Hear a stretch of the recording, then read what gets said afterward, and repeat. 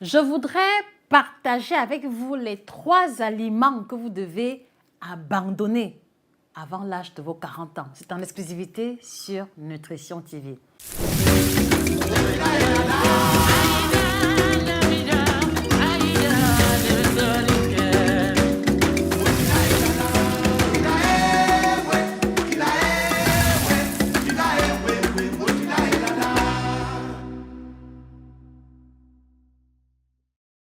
Bonjour à vous fidèles téléspectateurs, heureuse de vous retrouver. Je suis Josica, votre grande passionnée en alimentation et je profite de l'occasion pour vous signaler qu'on a mis sur le marché une collection de 6 ouvrages que je vous encourage à vous procurer, qui apparaissent d'ailleurs à l'écran. Alors ce matin, je voudrais surtout attirer votre attention sur les groupes alimentaires qui, lorsqu'on va les consommer, à partir d'un certain âge, vont avoir un impact catastrophique sur la santé humaine et il s'agit des aliments les plus consommés dans notre communauté africaine. Et avant qu'on en arrive à ce niveau, je voudrais vous inviter à vous abonner si ce n'est pas déjà fait et à partager cette vidéo, les amis, à toute personne qui a moins de 40 ans, qui a des projets de vie, qui veut fonder une famille, qui veut pouvoir élever ses enfants et vivre assez longtemps, d'accord?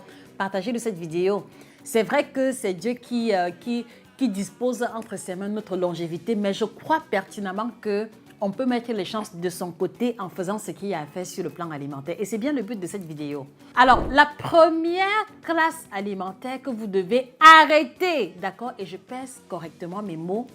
La première classe alimentaire que vous devez arrêter de consommer avant l'âge de 40 ans, il s'agit du pain blanc, il s'agit du gâteau de la boutique, il s'agit de la brioche, il s'agit du pain viennois, il s'agit du pain au lait, il s'agit de toutes ces sortes de pains qui défilent à l'écran, d'accord, qui ont pour ingrédient majoritaire la farine de blé raffiné.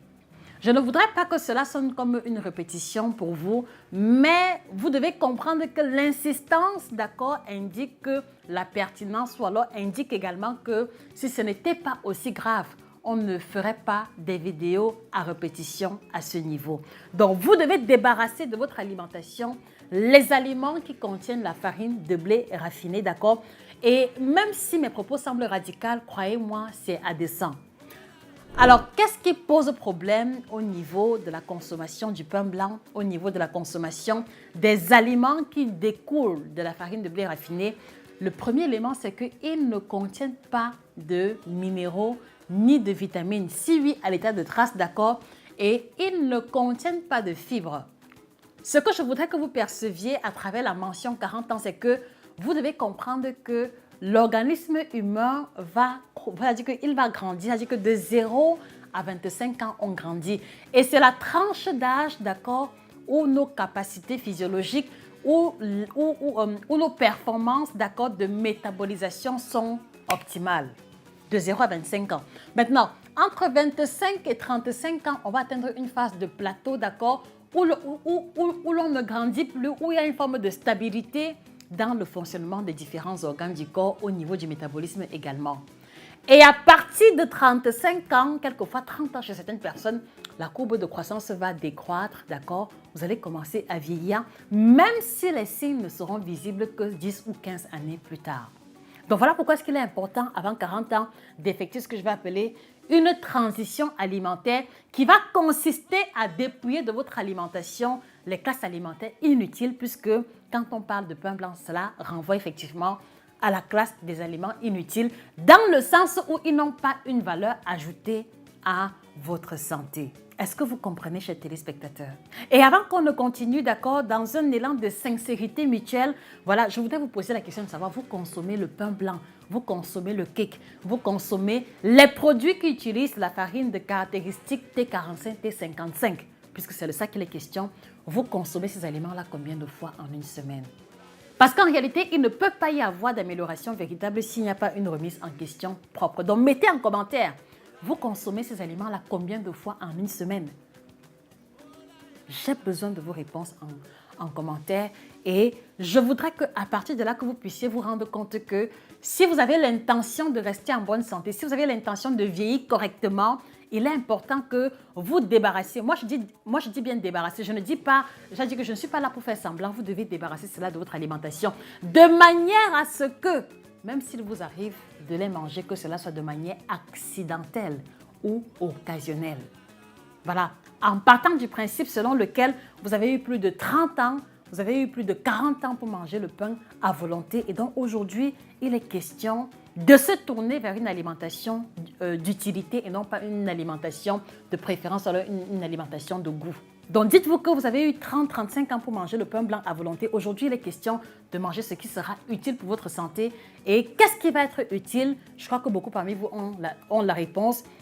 Ce qui sera utile, ce sera d'utiliser la farine de caractéristique T1050 ou alors T155, pardon. Voilà, il est question d'utiliser ici la farine de blé complète de caractéristique T1050, d'accord, qui indique qu'elle va avoir une teneur très élevée en sels minéraux comparée à son homologue de la farine de blé raffinée. Donc, si vous aimez les cakes, les gâteaux, d'accord, voilà, essayez, faites les efforts de vous rabattre sur ce qui va être utile en privilégiant la farine de blé complète, d'accord, de préférence bio, pour limiter la contamination aux pesticides. Le second élément, c'est que si le pain fait partie de la racine de votre alimentation, je vous encourage à privilégier le pain complet, d'accord, ou le pain de son, ou le pain aux céréales. Bref, il y a toute une série de pains qui n'utilisent pas la farine de blé raffiné. Et pour vous, mes frères et sœurs qui vivez en Allemagne, je sais qu'il y a beaucoup parmi vous qui adorent beaucoup le Brötchen. Donc, vous devez comprendre que même le Brötchen est problématique, même si il est moins cher, même si c'est celui que vous préférez. Donc, comme je l'ai dit, on doit quitter une alimentation de préférence pour une alimentation d'utilité. Est-ce que vous comprenez, chers téléspectateurs? Est-ce que vous comprenez? Voilà la première classe alimentaire dont vous devez faire l'effort de réduire drastiquement ou alors de mettre complètement de côté de votre alimentation si vous voulez pouvoir impacter positivement votre santé. Au-delà du fait qu'il ne contient pas de fibres, au-delà du fait qu'il ne contient pas de vitamines ou de sels minéraux, mon souci majeur, c'est que vous êtes nombreux à vous plaindre. Vous êtes nombreux à dire que vous avez le ventre proéminent. Vous êtes nombreux à me dire que vous êtes constipé. Vous êtes nombreux à souffrir de levure, d'accord, à souffrir de gaz intempestifs, à souffrir de ventre gonflé. Vous devez aussi savoir que c'est la conséquence de la consommation des aliments non raffinés, parmi lesquels le pain blanc, parmi lesquels les aliments dérivés de la farine de blé raffinée. Parce que comme il n'y a pas de fibres à l'intérieur, la digestion va prendre du temps. Cela va rester stocké plus longtemps au niveau de vos intestins. Bonjour les gaz, bonjour les ballonnements, bonjour les paix à longueur de journée. Voilà aussi l'une des conséquences majeures de la consommation des aliments raffinés qui ne contiennent pas de fibres à l'intérieur. Et je vais encore aller plus loin. Il y a plusieurs personnes qui, au bout de 40-45 ans, surtout ceux qui ont les antécédents, ceux qui ont les parents ou les grands-parents qui ont souffert du diabète, vous augmentez également vos risques de développer le diabète en continuant de consommer en grande quantité une telle quantité de pain.